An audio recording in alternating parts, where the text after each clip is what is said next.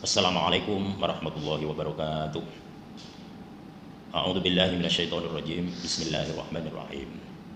Alhamdulillahi rabbil alamin. Wassalatu wassalamu ala asyrafil anbiya wa imamil mursalin. Sayyidina wa maulana Muhammadin wa alihi wa ashabihi ajma'in. Amma ba'd. Alhamdulillah, pada saat ini kita sekalian umat Islam masih diberi kesempatan oleh Allah Subhanahu wa taala untuk bisa melaksanakan ibadah puasa di bulan suci ini. Bulan suci bulan Ramadan tahun 1441 Hijriah. Semoga di bulan ini kita senantiasa mendapatkan penuh rahmat, penuh maghfirah, penuh taufik dari Allah Subhanahu wa taala. Bapak Ibu, kaum muslimin, muslimat yang berbahagia, tentunya kita saat ini sedang menjalankan ibadah puasa. Semuanya berpuasa ya? Alhamdulillah. Tapi barangkali ada yang tidak melaksanakan puasa karena ta'adzur. Karena ta'adzur mungkin ta'adzur syar'i, misalnya para ibu sedang menstruasi, sedang habis bersalin, bahkan di antara kita mungkin ada yang sedang sakit dan sebagainya. Sebagaimana difirmankan oleh Allah Subhanahu wa taala bahwa puasa bulan Ramadan ini wajib bagi kita orang yang beriman. Namun kewajiban ini ditujukan kepada yang pada saat itu tidak berhalangan. Di antara kita yang pada saat ini sedang berhalangan tidak harus melaksanakan ibadah puasa. Contoh tadi yang saya katakan, ibu yang sedang saudara-saudara sekalian yang berbahagia, di dalam Al-Quran disebutkan bahwa faman kana minkum maridun aw ala safarin fa iddatum min ayyamin ukhra wa 'alal ladzina yutiqunahu fidyatun ta'amu miskin. Al-ayat. Dan ayat yang lain, ayat terusnya dari ayat itu ada juga yuridullahu bikumul yusra wa la yuridu bikumul usra. Dari ayat ini, maka pada saat ini akan saya tengahkan kepada Anda bahwa berpuasa di bulan Ramadan wajib hukumnya, tetapi bagi yang berhalangan oleh Allah diberi rukhsah namanya, atau dispensasi bahasa sekarang. Oleh karena itu di dalam ilmu fikih, dalam hal melaksanakan puasa Ramadan ini, kalau tidak mampu atau karena ada ta'adzur, maka bisa dilaksanakan qadha atau dengan membayar fidyah. Apa qadha itu? Al-qadha itu artinya melaksanakan kewajiban yang mestinya dilakukan pada saat ketentuan waktu yang telah ditentukan, tapi karena tidak bisa dilaksanakan pada saat waktu yang telah ditentukan, sehingga harus dilaksanakan pada waktu yang lain. Itulah yang namanya qadha. Lawannya adalah ada dalam bahasa fikih. Kalau ada, itu dilaksanakan pada saat tepat pada waktunya. Oleh karena itu, kali ini akan saya sampaikan kepada Anda tentang al-qadha wal fidyah ala shaumi Ramadan. Siapa yang wajib qadha? Dan siapa yang wajib fidyah? Dan siapa juga yang wajib qadha dan wajib fidyah? Ini akan saya sampaikan. Yang pertama, yang wajib qadha, satu, yaitu ibu-ibu atau wanita yang sedang menstruasi atau nifas pada saat bulan suci Ramadan, sehingga harus dilaksanakan di waktu yang akan datang atau di waktu yang lain. Artinya karena pada saat bulan suci ta'adzur syar'i, maka harus diqadha pada saat bulan yang lain. Satu adalah bagi wanita yang haid atau yang nifas. Yang kedua, ibu-ibu yang sedang hamil atau sedang menyusui putra-putranya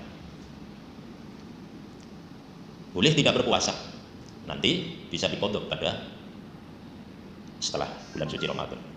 Yang ketiga, orang yang sakit. Tadi dalam ayat mardo au ala safarin, ada yang sakit atau yang sedang musafir bepergian jauh. Dalam hal sakit ini jangan hanya sekedar sakit kemudian tidak berpuasa, tapi sakit yang kira-kira digunakan untuk berpuasa berbahaya. Bahkan kalau digunakan untuk berpuasa akan lebih parah penyakitnya, maka boleh tidak berpuasa.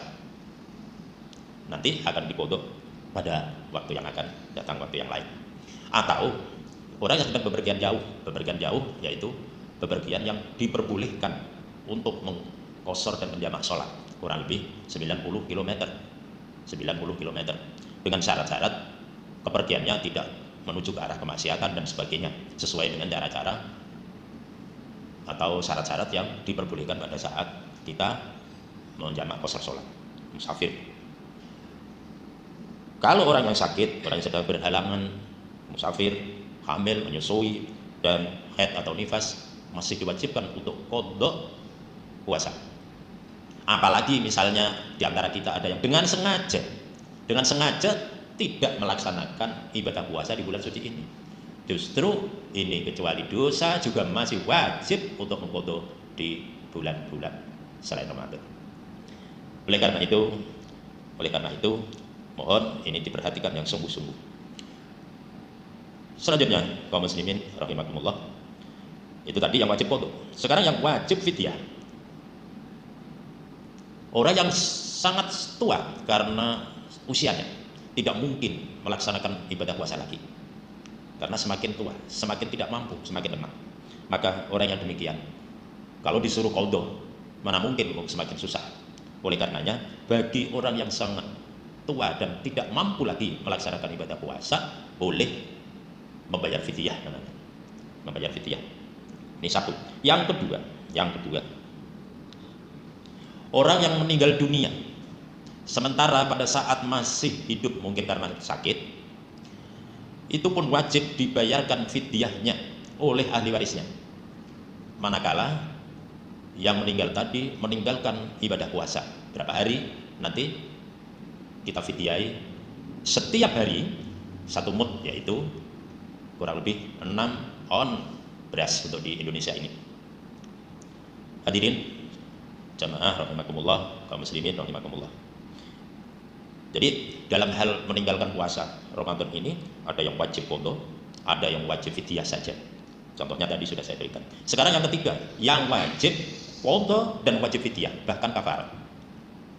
Yang pertama yaitu al-hamil wal murbid in khafata ala anfusihima wa walidihima. Redaksi fikih seperti itu. Apabila orang yang hamil atau orang yang menyusui, bagi ibu-ibu ini, kecuali dia mengkhawatirkan dirinya tapi juga mengkhawatirkan janin yang sedang dikandungnya atau anak yang sedang disusuinya, maka ibu-ibu yang demikian ini nanti wajib qadha dan wajib membayar fidyah. Ini saya ulangi, wajib qadha dan wajib membayar fidyah. Ini karena yang dikhawatirkan dua individu, ibu itu sendiri, kemudian anak yang dikandungnya, ada anak yang disusuinya. Nah, kemudian yang wajib qadha dan wajib fidyah lagi, yang kedua yaitu orang yang meninggalkan puasa di bulan Ramadan tahun kemarin, sementara sampai Ramadan sekarang ini belum diqadha. Maka nanti pada saat setelah Ramadan, setelah bulan Ramadan, dia wajib qadha dan kena fidyah. Ini sebagai sanksi. Kalau bahasa kasarnya kena dendung. Ini karena dia harus qadha tetapi sampai Ramadan berikutnya belum diqadha, maka kena sanksi bayar fidyah dan qadha. Dan yang ketiga, untuk yang wajib qadha dan bayar fidyah bahkan kafarat, yaitu orang yang sedang berpuasa kemudian terlanjur hubungan suami istri sementara mereka berdua masih menjalankan ibadah puasa Ramadan.